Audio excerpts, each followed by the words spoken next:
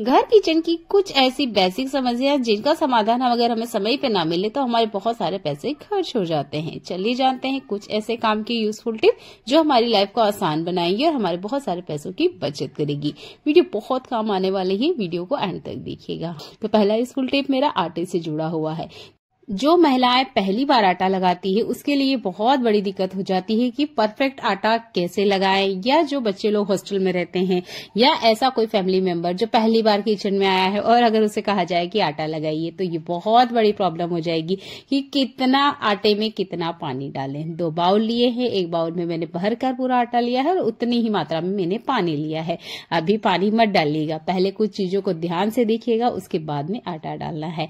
तो आपने यहाँ पे 1/4 हिस्सा पानी डाल देना है जितना भी आपने आटा लिया है। मेजरमेंट के लिए मैंने आपको 2 बाउल दिखाए थे।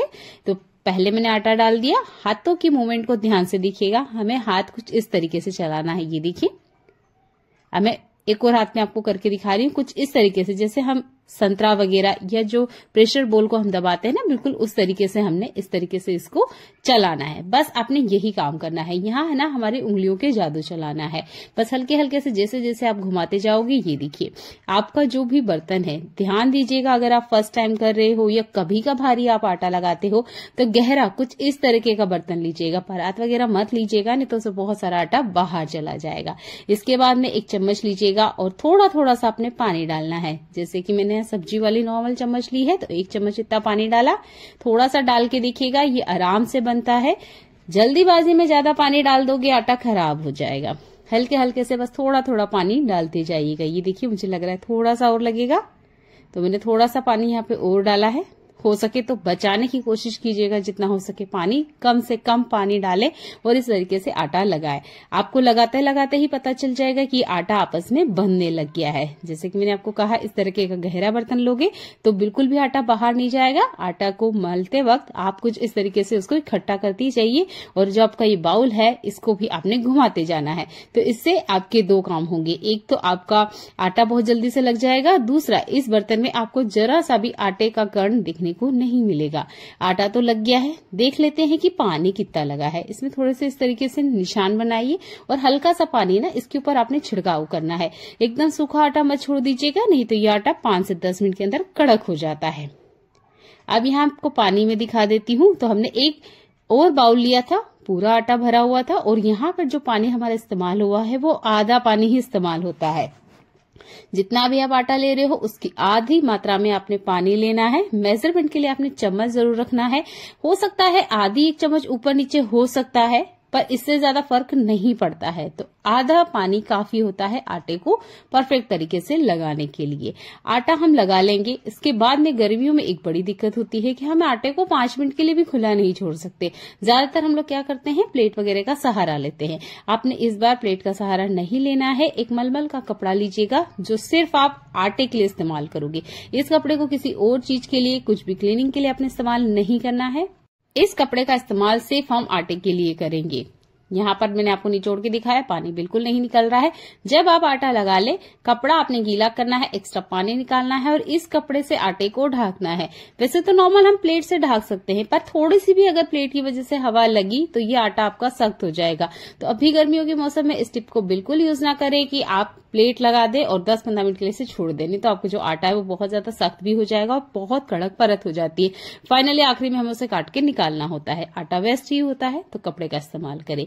यहाँ मैं ले रही हूँ 2 नेफ्थलिन की गोली, क्योंकि अभी गर्मियां आ चुकी है तो ये नेफ्थलिन की गोलियां बहुत अच्छे से काम करेगी हमारे घर के सारे कीड़े, कॉकरोच, मक्खी, मच्छर को भगाने के लिए।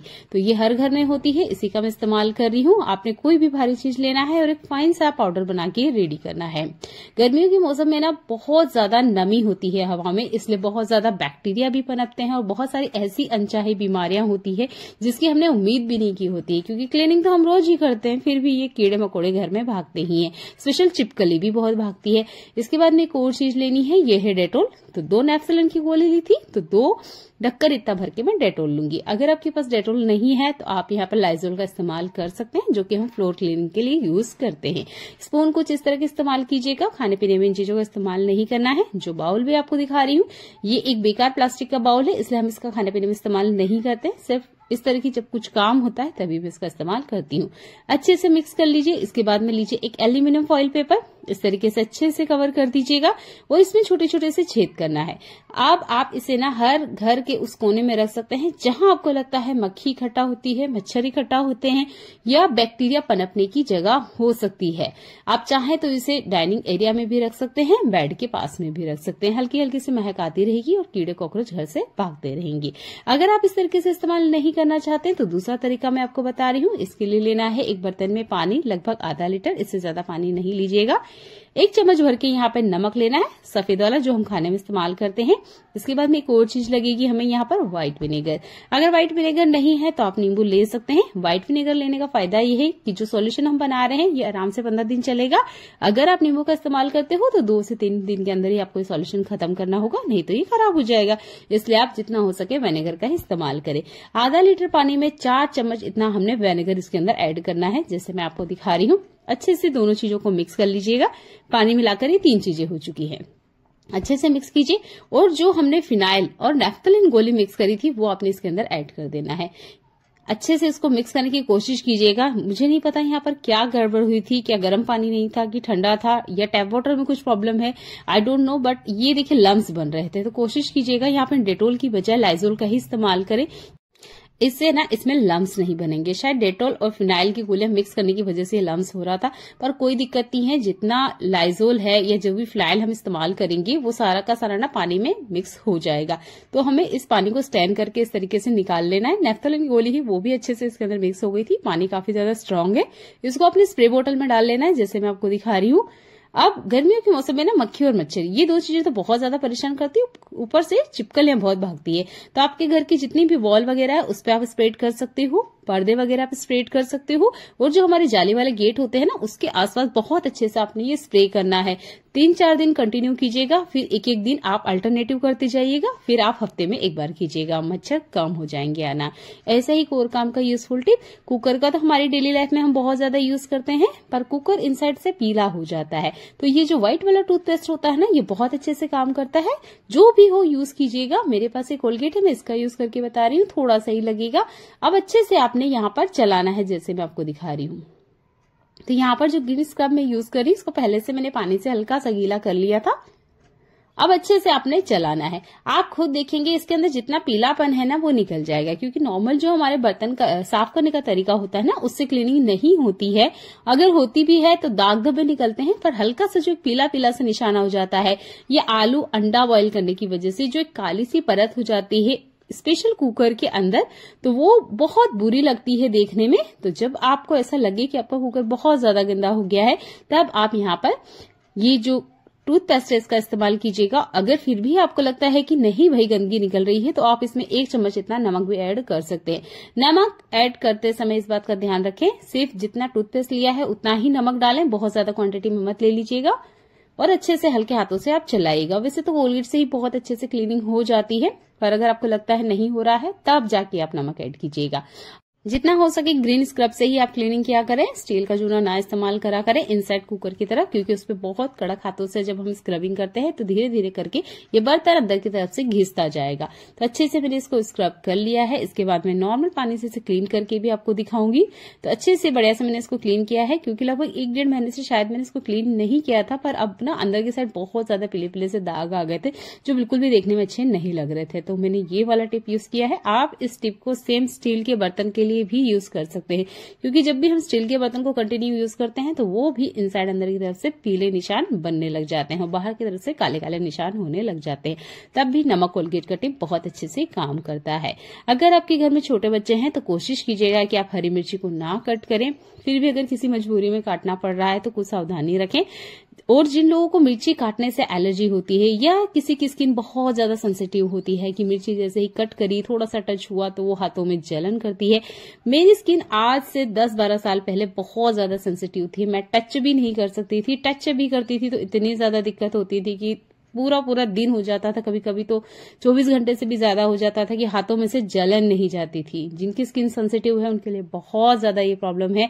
तब मेरा बेटा भी 2 महीने का था और मुझे बहुत ज्यादा दिक्कत हुई थी। तब मुझे किसी ने बताया कि आप थोड़ा सा ना सरसों का तेल हाथों में ले, जैसे मैं आपको दिखा रही हूँ। देखिए थोड़ा सा लेना है, अच्छे से हाथों में लगाना है, पहले हाथों को आपको सेव करना है, उसके बाद में ही मिर्ची कट करना है। छोटा बच्चा है तो मत कीजिएगा, पर इमरजेंसी में जैसे मैंने किया था कभी, तो अगर करना ही है तो तेल ले थोड़ा सा, उसके बाद में आप मिर्ची को कट करना स्टार्ट करें। ये सेफ तरीका है, नहीं तो मिर्ची की जो जलन होती है ना, जिन्हें होती है वो अच्छे से जानते हैं कि ये बयां भी नहीं की जा सकती और बहुत ज्यादा जलन होती है। तो अगर आपको भी ऐसी कोई प्रॉब्लम है या आपके फैमिली मेंबर में किसी को ऐसी प्रॉब्लम है, रिलेटिव में, दोस्त में, तो उन्हें इस बात की आप जानकारी दें या वीडियो इसके साथ शेयर कर दें कि आप ना थोड़ा सा तेल लें हाथ में। अगर सरसों का तेल नहीं यूज किया जाता है तो कोई सा भी कुकिंग ऑयल लें, उसके बाद में से कट करें। आप फ्लोर क्लीनर भी खरीदते होंगे, डिश वॉश भी खरीदते होंगे, तो इस तरह के कंटेनर या इस तरह की जो बोतल है आपको जरूर मिलती होगी। इस बोतल का नीचे वाला पार्ट तो हम गमले के लिए इस्तेमाल कर लेते हैं, पर ये जो ऊपर वाला कैप वाला हिस्सा होता है इसका हम यूज नहीं करते हैं। तो कट करके कुछ इस तरीके से निकाल लीजिएगा। जब आप इसे पकड़ के देखोगे तो आपको पता चलेगा ये बहुत ज्यादा मजबूत होते हैं। बस इसका ही हम ना रीयूज करेंगे। बहुत सिंपल सा रीयूज है, एक बार करके देखिएगा, ये बहुत ज्यादा काम आएगा।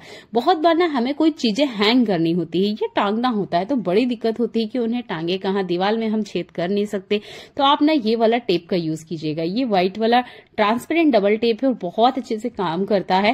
मैंने थोड़ा सा ही यहाँ पे लिया था और ये बहुत अच्छे से इसके ऊपर लग गया था।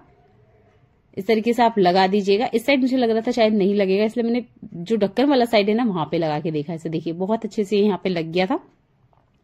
अब आप इसे वॉल पे चिपकाइए या टाइल्स पे चिपकाइए, जहां भी चिपकाइए बहुत अच्छे से ये लग जाएगा। और इसके बाद में आप ऐसी बहुत सारी चीजें इस पे हैंग कर सकते हैं जो बिना दीवार में छेद किए आप अटकाना चाहते हो। और यहाँ पर ना एक ट्रे है मेरे पास, मैंने बहुत शौक से इसे खरीदा था, पर अब ये किसी काम में नहीं आती है क्योंकि साइज में बहुत ज्यादा छोटी है।